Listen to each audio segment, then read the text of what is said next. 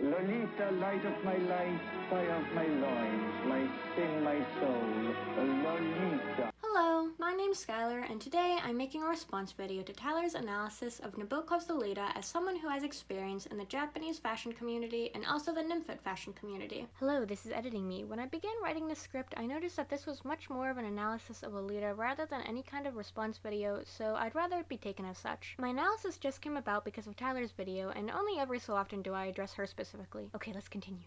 Let me quickly explain how I'm involved in both of these communities, as I'm sure it can be surprising to some people that I'm in both of them. I became interested in Japanese pop culture when I was in middle school, and quickly discovered Japanese Harajuku fashion through the internet, likely with the help from YouTubers such as Princess Peachy and Lovely Lore, but also with help from Japanese icons like Yari Pamyu Pamyu. During university, I stumbled upon a magazine scan of an idol I liked called Asuka Saito, who was dressed in a way that looked very inspired by the 1997 movie of Lolita. I looked further into the photos and magazines and discovered that Larm and Cutie were actually taking direct inspiration from the movies of Lolita to promote Nymphet fashion, although they still call it Lolita in Japanese. This really surprised me as someone who grew up watching and reading people's posts online about how Lolita fashion has absolutely nothing to do with Nabokov's Lolita and their disdain for the novel. Although what some of the looks in Larm and Cutie are promoting is Nymphet fashion, it still surprised me to see inspiration from Nabokov's novel in Japanese fashion at all, because how much rejection the novel can get in the Western Japanese fashion community. My previous image of Nymphet fashion when I was in high school was girls making it out to be a kink or revolving it around having a fetish for old men. Larm and Cutie showed me that it's possible to enjoy Nymphet fashion as just an aesthetic with no connections to daddies or kinks. These Japanese magazines inspired me to not only get into the fashion, but to also promote it while desexualizing the word Nymphet.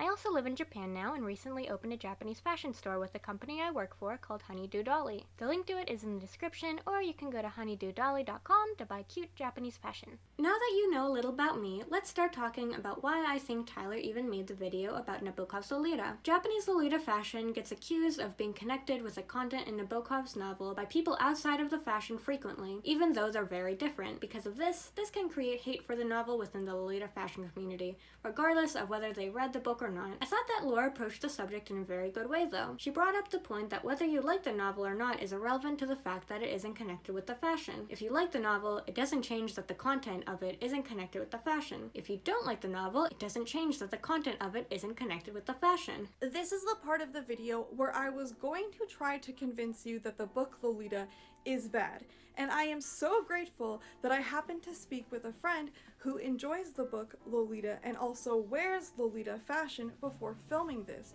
because together we realized that this is an intersection where this discussion often gets lost. Because whether you like the book and adapted films or not really doesn't matter.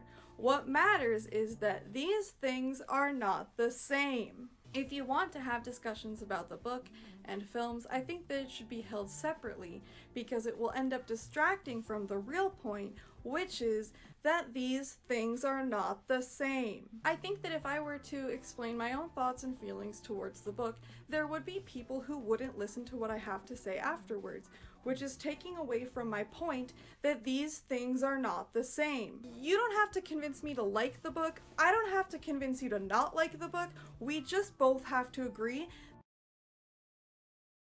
But even still, humans like to put distance from things they don't want to be associated with by speaking ill of them. I think this is exactly why Tyler made this video. She went into the novel wanting to hate it because of her bad experiences with it in the Lolita fashion community, so of course she came out hating it. I'm not so concerned with whether people like the novel or not, as they can have their own thoughts and opinions. My issue is that her research in regards to Nabokov was minimal, with only looking at a single interview he did, while trying to push her narrative that he's likely a pedophile, with her proof being that he wrote other novels involving the subject matter. I broke up this video into 4 arguments and topics that she brings up in her video: Nabokov writing the novel as a love story, Lolita being porn and a fantasy of Nabokov's as he's likely a pedophile, equivalent to Humbert, the value of Lolita, and finally, the novel in relation to Japanese Lolita fashion. Let's first talk about Nabokov writing Lolita as a love story. In the afterword of the novel, Nabokov writes the following: after Olympia Press in Paris published the book, an American critic suggested that Lolita was the record of my love affair with a romantic novel. The substitution, English language, for romantic novel would make this elegant formula more correct. Therefore, Nabokov is directly saying that Lolita being a romantic novel is incorrect. incorrect. What is correct is that Nabokov enjoyed using his talent of writing to create riddles throughout the novel, which he brings up many times. Nabokov continues to correct people that try to make it seem as though Dolores was an active participant with Humbert's perverse behavior. Nabokov responds to an interviewer saying, "Lolita is not a perverse girl, she is a poor girl. She is a poor girl who was corrupted and whose senses are never awakened under the caresses of the filthy Mr. Humbert, to whom she once asked, 'Will we always live like this, doing all kinds of crap in hotel beds?' Wholesome and mutual love does not involve poor corrupted girls and filthy old men." Nabokov often spoke of Dolores being a poor girl, while Humbert being an obsessive man. Humbert loved Dolores in a pedophilic way, and loved her specifically because she was a child he was attracted to. When looking at the word pedophile, it can be broken up into two parts. Pedo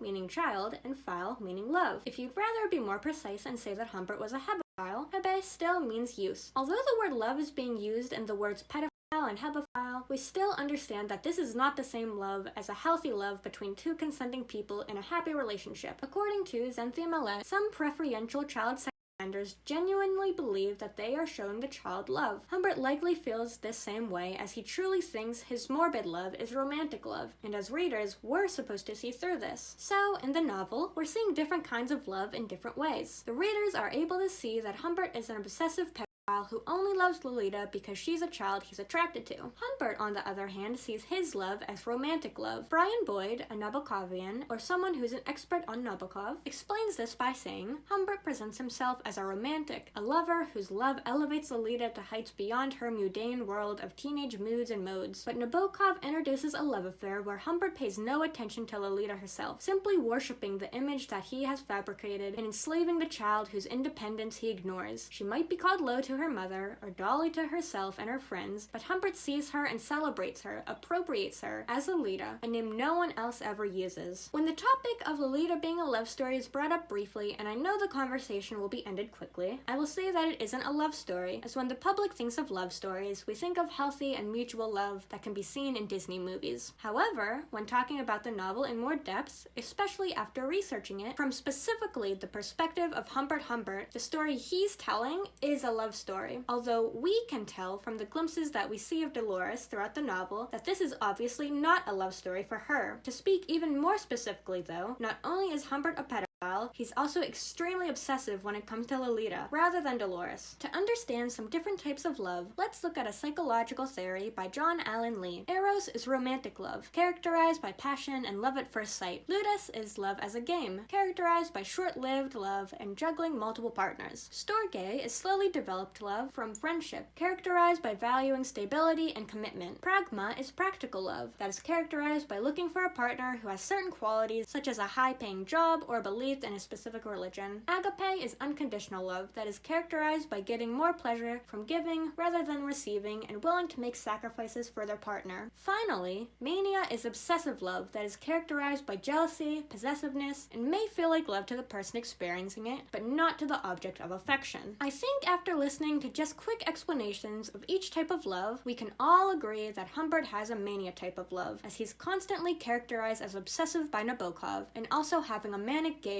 which can be seen in interviews he did. For example, Nabokov once said in an interview, "Out of Mr. Humbert's manic gaze, there is no Nymphet. Lolita, the Nymphet, only exists through the obsession that destroys Humbert. This is an essential aspect of a singular book that has been falsified by an artificial popularity." In another interview, while talking about Humbert, Nabokov said, "He's a man with a mind and a man with an obsession, and I think many of my characters have sudden obsessions, different kinds of obsessions. Healthy love, such as Eros, Storge, and Agape, does not involve manic gazes and obsessions that result in destruction. Unhealthy love, like mania, often hurts the partner who frequently doesn't feel love towards the person in the first place. Therefore, love stories are not only healthy love that is shared by two people who want the best for each other. Love stories can also be one person experiencing destructive manic love, while the other feels no love at all, or rather, hates the other person because of this kind of treatment from them. This kind of obsessive love towards Lolita is something that separates Humbert from Quilty, even though they are both pedophiles that hurt Dolores. While Humbert has this obsession over her, Quilty couldn't care less about her as Lolita nor Dolores. Quilty throws her away without any further thought after she rejects appearing in porn, compared to Humbert frantically trying to track her down after she escapes. This is how we can see there is more at play here than just pedophilia with Humbert. His feelings towards Lolita are based upon his pedophilia and also his obsessive manner of love. In her book, Teaching Nabokov's Lolita in the Me Too Era, Elena Summers brings up the following interview with Nabokov. In an interview conducted in 1964, Nabokov said, "I do think that Humbert in his last state is a moral man because he realized that he loves Lolita like any woman should be loved, but it is too late. He has destroyed her childhood." Yet 2 years later, he corrected an interviewer who asserted that Humbert, while comic, retains a touching and insistent quality, that of the spoiled artist. Nabokov retorted, "I would put it differently. Humbert is a vain and cruel wretch who manages to appear touching." And then he adds a crucial corrective. That epithet, in its true tear erudite sense, can only apply to my poor little girl. What's important to note here, especially in light of the Me Too era's heightened consciousness of the victimization of women who frequently have had no voice or have had to remain passive on the face of the insults perpetrated on them, is Nabokov's redirection of the interviewer's attention to Dolly Hayes. She is the one whose plight is authentically touching, not that glib, talkative Humbert. Without further research, Nabokov's interviews can come off as confusing. However, the more you hear from him, the clearer his opinions become. In Ashley Butler's essay, Dolores, the duality of love within Lolita, she writes in regards to the end of the novel, "This is the moment where Humbert's obsession transcends strict pedophilia and becomes true love." I think what Nabokov and Ashley are trying to explain is that pedophilia isn't driving Humbert's feelings towards Lolita at the end of the novel when Dolores is 17, as Humbert says for himself that she's a dead echo of a Nymphet. At this time, it is his manic love that keeps him obsessed with her. After explaining the different types of love and proving that Humbert experiences mania, I think we should look back at the interview Tyler used in her video, but at a different part that wasn't shown. Because your book is about love and not about sex. Do I interpret? And I agree with him perfectly in that. But a great many people who are shocked by this book think it is a book about sex, right? Oh, yes. And because it is destructive, and because it is because the love is destructive or cruel or many other things, it is no less love. In fact, that is why it is love. Love is often is these things very often. That's because they think in cliches. For them, sex is something so well defined. There's a kind of gap between it and love. They don't know what love is, perhaps, and perhaps they don't know what sex is either. Nabokov isn't an author who likes cliches, with forced messages from authors that can be seen in Disney movies over and over again. He wanted to write about a tragic, one-sided, manic love that forces the readers to understand the novel by thinking for themselves, rather than giving them a moral message from just himself, as it's not something that is seen as much in literature. However, Nabokov does tell us how each character should be perceived through their names. Dolores, meaning sorrow or pain, Humbert being wordplay for humble pervert, and Claire Quilty being wordplay for clearly guilty. Nabokov even lets us see Dolores' pain sometimes, when she purposefully drops a butter knife on her feet to have a reason to run away to cry after she's seen her school friend with her normal and loving father, as Humbert admits that she has nothing. Nabokov even writes about how she would cry every night. If Nabokov wanted to write a cliche love story, he wouldn't be writing about a poor girl constantly crying because of an obsessive, filthy pervert. Ashley writes that Nabokov presents a love story that is vicious and one-sided. He proposes that love may be given and never received. It may be taken and never returned. There is nothing more devastating, more horrific, more heart-wrenching than a story that paves the way for the ideal that there is nothing loving about love. It is not a story of a perfect or even a flawed fairy tale love, and as such cannot be judged or weighed by such predilections of our own moral justification. It is not a story of love they shared, because no love was shared. It was expressed with no receiver. It is a love of pain, of abuse, despair, and obsession. It is all of these things. He communicates the beauty of the world, of language, of emotional, psychological, and social perception through utter travesty, horror, morbid humor, and most dangerously, love. I hope that you're able to see now that looking at a single Nabokov interview and figuring out what his other novels were about isn't enough research to make the suggestion that he's a pedophile. You don't have to like the novel, but trying to push a narrative that Lolita equals bad because you're upset over Normie's reaction to your fashion is counterproductive. Let's next talk about the argument that Lolita is child porn and a fantasy of Nabokov's, as he's likely a pedophile that is trying to live through Humbert, which serve as his real intent of writing the novel. This argument holds very little substance, as explicit rape scenes or sexual scenes from start to finish of when they're happening don't appear in the novel. Humbert mentions what he did to Dolores briefly, and he doesn't explain what happens in detail, as all of these occurrences happen off-page. If a book was truly porn, going into erotic detail of everything that is happening would be necessary, as there must be graphic scenes for it to be porn in the first place. Humbert mentioning that sex happened doesn't make Lolita porn. Even the quotes Tyler used in her video prove this. Her weekly allowance paid to her under condition she fulfil her basic obligations was 21 cents at the start of the Beardsley era, although, of course, I might fondly demand an additional kiss, or even a whole collection of assorted caresses, when I knew she coveted very badly some item of juvenile amusement. This was an orphan. This was a lone child, an absolute waif with whom a heavy-limbed, foul-smelling adult had had strenuous intercourse 3 times that very morning. When sex happens in Lolita, it is always off-page and alluded to, and not written in the same way actual pornographic text is written. The closest thing we get to a more detailed rape scene is something that Nabokov himself can relate to Dolores with, as he was a victim of child sexual abuse himself, which he explains in his book, Speak Memory. When I was 8 or 9, he would invariably take me upon his knee after lunch and fondle me, with crooning sounds and fancy endearments, and I felt embarrassed for my uncle by the presence of servants and relieved when my father called him from the veranda. In Vladimir Nabokov, The Russian Years, Brian Boyd suggests that adult Nabokov's solicitude for childhood innocence may all have their origins in Humbert's first faintly nonchalant fumbles with Lolita. The first fumble that Brian Boyd mentions is regarding the apple scene in the novel, where Humbert uses Dolores' body to satisfy himself while she plays with an apple. Humbert mentions that she had no idea what had happened. However, similar to 8-year-old Nabokov realizing the situation was his uncle, Dolores tells Humbert that he tried to violate her several times when he was living with her in her mother's house. I think that it's very telling that the single, more explicit scene in the novel can be connected to Nabokov's own experience being sexually abused as a child. Let's move on to look at Nabokov's own words regarding the novel being porn. Style, structure, imagery should never distract the reader from his tepid lust. They, the readers, expected the rising succession of erotic scenes. When these stopped, the reader stopped too, and felt bored and let down. In another interview, he also said, that type of reader, if he acquires Lolita for that special purpose, will not get anywhere because he'll get bored after the first page. He'll get more and more bored and will never read the book to the end. So this is not what I would call pornography. This is what I would call a very, very simple term. Art. People looking for porn in Lolita become bored due to the book's extended, flowery prose that distract from what's happening in the novel. I think it's interesting that Tyler also says she became bored reading the novel as though she read it with a motive to find things to critique, rather than reading it for the story itself, just so she could push her narrative that Nabokov's Lolita is bad, so normies could be more accepting over her fashion, as she made the video to distance the fashion from the book. But don't just listen to me, also listen to Ms.Lola, who did a perfect analysis of Lolita and also describes Tyler's ways of thinking well. There's a bit of biographical fallacy at play here too. There's the mythical Nabokov, dirty old man, the pervert, the puck, here to spread omniscient, chaotic mischief and whimsy. In reality, Nabokov mostly wrote postmodern puzzle books about folly and wisdom and the intangible Russia. He was a poet who studied butterflies.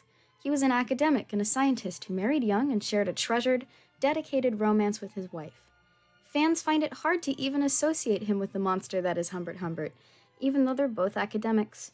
He seems more comparable to Penin, a character who was actually based quite a bit on himself. I also think that it's a weak argument to suggest that if someone writes multiple books about the same controversial subject, it must mean they condone or even get off the subject. With this thought process, Stephen King must condone or get satisfaction by the death and murder of children, as he wrote stories such as It, Children of the Corn, The Shining, The Institute, Pet Sematary, The Cycle of the Werewolf, and more. Children in both Stephen King's books and Nabokov's books go through horrible experiences, but only Nabokov receives harsh criticism because his books explore a different kind of child suffering that is not seen in books as much compared to child murder that can be seen in books and movies easily. I'm not saying that art exploring neither kind of suffering is bad though, as the horror genre is known for using riddles for the author to solve first and then the audience to follow suit. I think it's telling that Nabokov says that he does the same when writing his novels, as he once said, I like composing riddles, and I like finding elegant solutions to those riddles that I have composed myself. So why did Nabokov write Lolita? When talking about the specific event that caused Nabokov to write Lolita, he gave the following explanation. What gave you the idea for Lolita, the story of a middle-aged man and a 12-year-old girl and their love affair? Yes, yes. How did you start it? Well, in a little afterpiece which I have to my book, I talk about a certain ape who was taught to use a charcoal and to sketch the bar. And the first thing that the poor little animal did was to sketch the bars of its own cage. You see. Is this an analogy? Yes, I read that story in a newspaper, and if I try to rationalize the impact of that image, I would say that my baboon, Humbert, because after all, Humbert is a baboon of genius perhaps, but a baboon, is doing exactly that, you see. He's drawing and shading and erasing and redrawing the bars of his cage. The bars between him and what he terms the human herd. And this cage, I take it, is this obsessive and rather frightening love it is, for this girl. Yes, it is his passion, the pattern of his passion. Nabokov is explaining that Humbert is able to manipulate the bars, in other words, the story from only Humbert's point of view, into what he wants the readers to believe about the events that are happening, rather than the true events caused by his obsessiveness and pedophilia. When Nabokov was directly asked why he wrote Lolita, he responded with the following. Why did you choose this rather odd and something that's never been done before, this curious and debased love? Well, I think because, on the whole, it afforded me all kinds of interesting possibilities. I'm not so much interested in the philosophy of the book as I am in weaving the thing in a certain way, in those intergradations and interweavings of certain themes and sub-themes. For instance, this thematic line of Mr. Quilty, whom Humbert will kill, and does kill, and whom Humbert mentions as early as page 33. And so on. And he appears several times throughout the book. Nabokov is explaining here that he wrote the novel for the sake of using his literary talent to compose a work that requires a close reading to truly understand what is happening throughout the telling of the story, such as the constant yet subtle reoccurrences of Quilty appearing in the book, and also the true feelings of Dolores which we can sometimes see. Nabokov also says, first of all, I don't wish to touch hearts, and I don't even want to affect minds very much. What I want to produce is really that little sob in the spine of the artist reader. Rather than Nabokov giving his readers a set moral message of a single person, he wanted them to think for themselves to get to the truth of the novel. I think that the author of Reading Lolita in Tehran, Azar Nafisi, expresses why the fact of Lolita not having a moral message given by Nabokov to be a positive thing that actually challenges the readers explains it well. The more a work of literature was faithful to itself, the more subversive it will become of society. Books with messages have the same kind of mindset that tyrants have. They want to impose their message on you. It is books without messages that genuinely subvert you and make you think about politics. That was another message, quote unquote, if I should contradict myself, with reading Lolita. And she is not alone in having this viewpoint. Nabokovian Dana Dragonoiu said the following in the Lolita podcast by Jamie Loftus. But I also have found that even Nabokov seemed to be a little back and forth on, you know, he definitely said this is not a moral story. He has mentioned aesthetics in regards to this book, but then he also does seem to get frustrated in some of his, at least, you know, personal writings when people seem to miss the point. What he's ultimately always saying is that he doesn't approve of writings which are exclusively pedagogical, which subordinate everything to the cautionary tale, or stories such as fables, where the moral lesson is so conspicuously obvious. And part of that, so part of this hostility which he has towards pedagogical, like straight up pedagogical literature, is personal. He was chased out of Soviet Russia right during Lenin's putsch, Lenin's seizure of power. And after Nabokov luckily was able to escape, Lenin very quickly clamped down on all art and made socialist, realist art the only acceptable way to write in the Soviet Union. I think it's important to point out that Nabokov and Azar both lived through controlling regimes which impacted their view on forced messages compared to individual thinking and expression. It's true that Nabokov didn't see his novel as being any kind of satiric work. Brian Boyd explains Nabokov's thoughts on this. Satire is a lesson. He, Nabokov, says parody is a game, and it's parody he admits to. Not because he has nothing to teach, but he believes that games get us closer to the truth than stolid lessons. The surprise of the game or the imagination can reveal more of the earnest plot of instruction or strict sequence of logic. According to the annotated Lolita, Lolita is a parody in the way that it parodies love stories. Humbert is writing the story in a way that mirrors traditional love stories as he explains through his own perspective of the pursuit of Lolita, him obtaining her, the jealousy of possible other partners for her, the rivalry between him and Quilty, and finally, the death of Dolores, him, and Quilty. All of these qualities can be found in basic love stories, but in Lolita's case, the readers are able to see through Humbert's writing to understand that this isn't a traditional love story. It's the story of the rape, mental abuse, and abduction of a 12-year-old by a 37-year-old. This is why Nabokov wanted to write a parody rather than a satire. It helps us get closer to the truth of not only the story, but reality as well. It helps us understand that pedophiles aren't all uneducated, ugly men, but they can also be scholars with a way of words but still act in the same destructive manner. By making it possible to see Humbert's story so much from Humbert's point of view, Nabokov warns us to recognize the power of the mind to rationalize away the harm that it can cause. The more powerful the mind, the stronger our guard needs to be, as Brian Boyd explains. So, as you can see, no moral message equals must be a pedophilic fantasy is a very face value opinion of the novel and of Nabokov. If the reader goes into the novel without wanting it to be a nuanced writing that requires critical thinking and deep reading, they will get exactly that. I think that this is the case with Tyler's own reading of Lolita, but let's remember her distrust of Nabokov due to him creating multiple stories involving pedophiles abusing young girls. So why did Nabokov write such novels multiple times? Both Nabokovians Dana Dragonoiu and Brian Boyd give similar answers. Dana said the following in the Lolita podcast. In Nabokov's own work, children figure very frequently in his fiction, and most frequently as victims.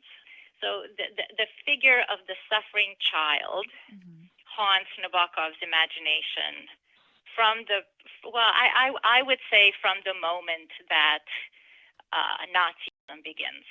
And his mind is haunted by children being burned in gas ovens. And so from then on till the end of Ada, so that's like the entirety of his greatest career. The child becomes iconic in his imagination. Here's Brian's own answer to this question in the Lolita podcast. Well, I think, really it was because for him, the innocence of childhood was so important. I think he was grossed out almost by the way childhood was sexualized too early in America. And he felt uneasy about Dmitri being off at summer camps and so on. The corruption of young children.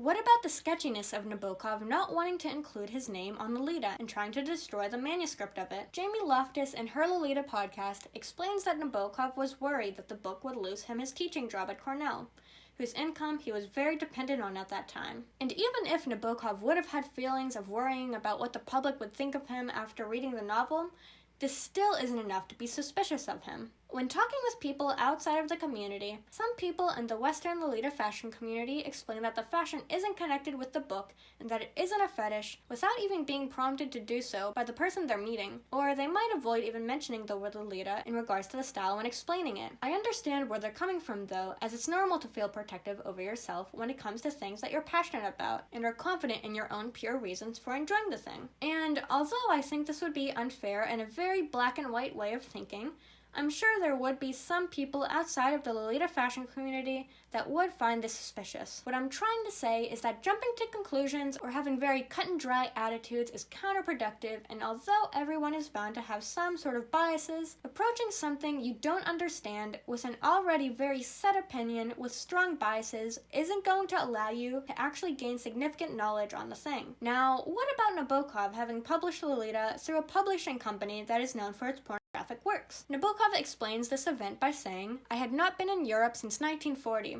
was not interested in pornography graphic books, and thus knew nothing of the obscene novelettes which Mr. Herodias was hiring hacks to confect with his assistants. As he relates elsewhere, I have pondered the painful question whether I would have agreed so cheerfully to publishing Lolita, and had I been aware in May 1955 of what formed the supple backbone of his production. Alas, I probably would, though less cheerfully. Lolita isn't a simple novel that should be read in an unnuanced way, and Nabokov shouldn't be reduced to the characters in his books. Novels and people are more complex than that, and should be researched in more depth if trying to do a true, deep analysis. Let's move on to the value that Lolita has. As someone in the Nymphet fashion community, I feel the most confident speaking about what Nabokov's novel means to so many girls and people affected by CSA. Dolores Hayes had a difficult life from the very beginning. Both her father and her little brother died when she was very young. Her mother, who also goes on to die later, disliked her and was jealous of her. Quilty began grooming her and was her first experience with CSA, and then, after all of this, Humbert comes to add more pain into her life with his abuse, both physically and mentally, along with the abduction of her. Dolores had so much against her in her life, but she fought through all of it. According to Brian Boyd, Nabokov knew the odds for someone debauched at 12, subjected to Humbert's apprenticeship in sex for pay, sodomized by Claire Quilty, but he also wanted to show Lolita as an extraordinary young girl who triumphs over her fate in the only way left to her. Even though Dolores had a horrific childhood, she still managed to pick herself up by working in restaurants for 2 years, where she met her young husband and continued to work towards creating her own peaceful life and family that had much more normalcy. It's this part of the book where people can truly see how strong Dolores is, and see her as an inspiration for not giving up and doing everything you can possibly do to reach happiness. I can absolutely understand why people who experience CSA wouldn't like this novel, or at least wouldn't want to read it, but there are many people who have experienced CSA and love the novel as they were able to relate with Dolores. Dolores is a normal girl who loves trendy things for people her age. She has been through extremely difficult and tragic events that many people experience today. She was able to overcome it all, though, by making a life for herself with a new family she was building with her husband. She died during childbirth, a reason completely outside of her control. When I first learned about Nymphet fashion back when I was in high school and watched the 1997 movie for the first time, I was under the assumption that the community and the aesthetic just romanticized the novel because all I knew was what the story was about and that girls were wearing fashion inspired from this movie, which, as someone who didn't look further into the fashion, can come off as harmful. However, after Japanese fashion magazines showed me Nymphet fashion again, which made me look closer into the community and aesthetic, I started to understand it more, as they're able to look up to Dolores as a role model. Mishka Hussein explains the outlook of the Nymphet fashion community well in her article, When Dolores Hayes Gets a Tumblr, Online Nymphet Culture and the Reclaiming of Lolita. She writes, "If we look at the wider socio-political context of Lolita blogs, in which the bodies of young girls are continually claimed, fetishized, vilified, it makes perfect sense that a young girl would relate to a character who has had the same done to her, not only in the novel, but in the years of pop culture since the novel's reception. Here is something more complex and interesting happening in the claiming of the Lolita image, a subversion and reclamation of images that fetishize, subjugate, and dehumanize into images of power, beauty, and danger. Using Lolita, the figure of the Nymphet that is both ruined by and ruinous to her abuser, these girls are both telling a story of being abused and claimed and harmed. In the novel, Humbert describes a Nymphet as the deadly demon among the wholesome children. She stands unrecognized by them and unconscious herself of her fantastic power. In claiming the image of Lolita on one's own terms, for one's own ends, to embody a history, to haunt, to ruin,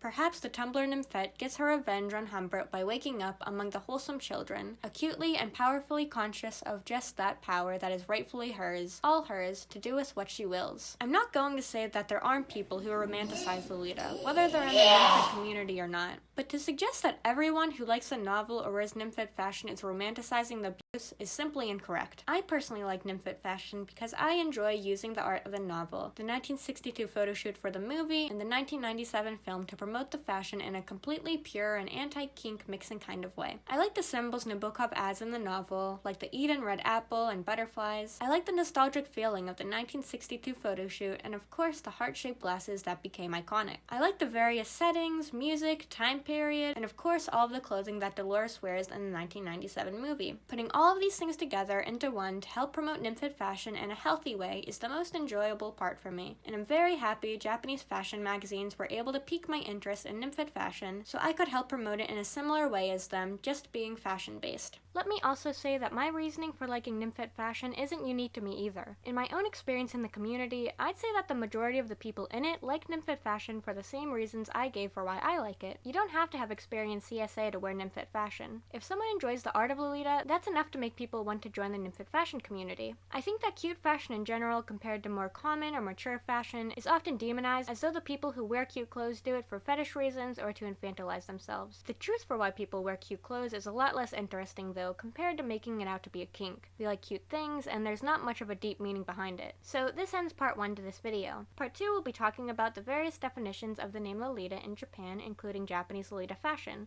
another fashion that is also known to receive backlash for being cute. Please subscribe to my channel to see when I post a video, and follow me on Instagram, Twitter, and Tumblr for updates and Nymphet fashion content. If you're interested in joining a Discord to talk about Lolita and Nymphet fashion, send me a message on my Instagram at SkylarRain, and I'll send you the link to join. And finally, if you're interested in seeing people in the Nymphet fashion community who are against the sexualization of the fashion, check out the No Kink Nymphet tag on Instagram and feel free to join them in using it too. Nymphet fashion is for everyone. As long as you don't make it a kink, then we can fight about it.